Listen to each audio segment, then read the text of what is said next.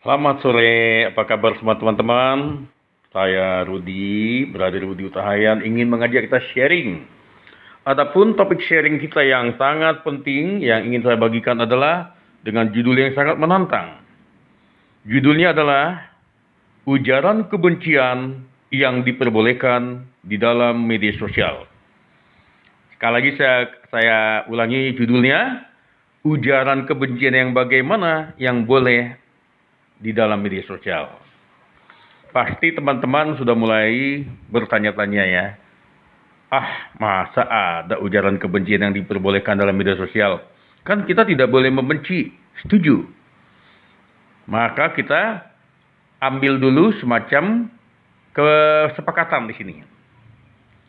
Pertama, kalau saya ngomong ujaran kebencian yang diperbolehkan adalah kita sepakat dulu, kita tidak mau ikut-ikutan, tidak boleh dan tidak diperkenankan membenci saudara yang berbeda agama, saudara yang berbeda suku, saudara yang berbeda aliran kepercayaan, dan sebagainya.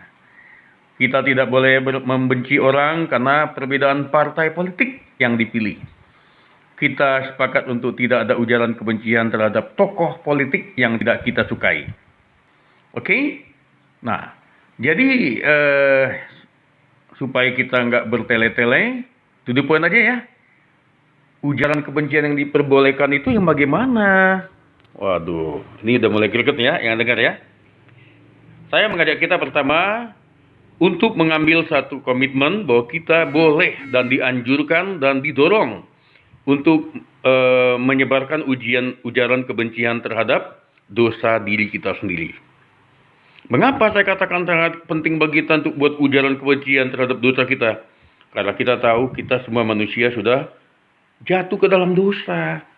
Tidak ada manusia yang tidak berdosa lagi. Jadi kita tidak perlu membenci manusia yang lain. Dosa kita dulu. Sampai kita seumur hidup, mari kita membenci dosa kita. Berbahagialah kita jika kita memiliki sikap dan komitmen untuk tetap mengucapkan ujaran kebencian terhadap dosa kita. Caranya tentu ada dengan cara mengaku dosa kepada Tuhan, komitmen untuk dibebaskan Tuhan dari dosa, minta dilepaskan Tuhan dari dosa dan kebiasaan buruk, dan tentu kita benci dosa kita lewat bersaksi dosa yang kita benci itu apa. Nah, saya percaya semua sekitar dan teman-teman dan saudara kerabat apabila rajin membenci dosa kita sendiri, kita akan semakin dekat dengan Tuhan dan semakin jauh dari iblis. Setuju? Oke. Yang kedua, apa yang kita diperbolehkan dalam ujaran kebencian, apa yang diperbolehkan dalam media sosial atau status kita? Bencilah terhadap iblis ya. Karena kita tahu sumber dari segala sumber kehidupan yang penuh dengan kejahatan dan dosa adalah iblis. Setuju ya? Tidak ada agama manapun yang menolak kalau saya katakan segala akar permasalahan dari dosa, bahkan yang menimbulkan dosa Adam dan Hawa adalah iblis. Jadi alangkah disayangkan kalau kita buang-buang waktu membenci orang lain, membenci orang beda suku, membenci beda agama, tapi kita tidak membenci iblis. Berbahaya ya. Jadi yang perlu kita lakukan adalah mari kita menyebarkan ujaran kebencian terhadap iblis. Bagaimana cara kita menyebarkan ujaran kebencian terhadap iblis? Ya tentu dengan cara tidak membenci sesama manusia. Tidak membenci orang yang beda agama. Tidak membenci orang yang berbeda aliran. Tidak membenci orang yang berbeda pilihan partai. Itu juga termasuk cara kita membenci iblis. Karena pada saat kita, teman-teman, membenci orang karena beda agama, membenci orang karena beda keyakinan, membenci orang karena beda partai politiknya, membenci orang karena beda sukunya, itu bikin iblis senang. Karena di situ akan terjadi kebencian-kebencian yang menimbulkan dosa, yang menimbulkan saling benci dan saling dendam. Dan hasilnya adalah peperangan, perpecahan. Oke? Nah, apalagi kira-kira ujaran kebencian yang diperbolehkan? Mari kita memberikan ujaran kebencian terhadap segala kejahatan. Nah, itu. Contoh ya, kejahatan yang sedang terjadi adalah tawuran yang merusak masyarakat. Ya, ada kejahatan yang bersifat gangster atau kejahatan di jalanan, ada kejahatan yang bersifat perselingkuhan dan perzinahan, percabulan, pornografi, itu harus kita benci.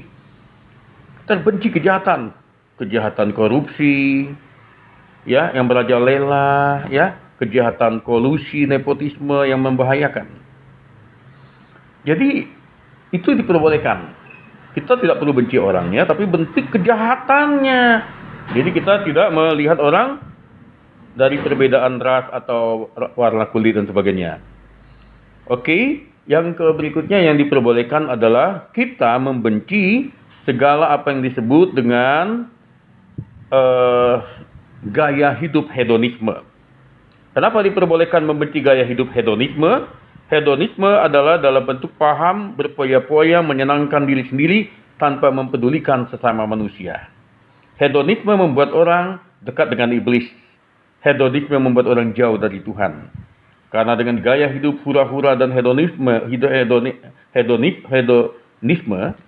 membuat orang ingin mencuri, ingin membinasakan, menyikut demi kerakusan dan keinginan sendiri.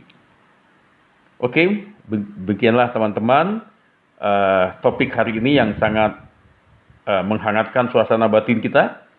Mari kita stop ujaran kebencian terhadap sesama manusia. Kita stop ujaran kebencian terhadap orang yang beda agama. Stop ujaran kebencian karena beda partai politik. Stop ujaran kebencian terhadap figur politik yang tidak kita senangi sekalipun.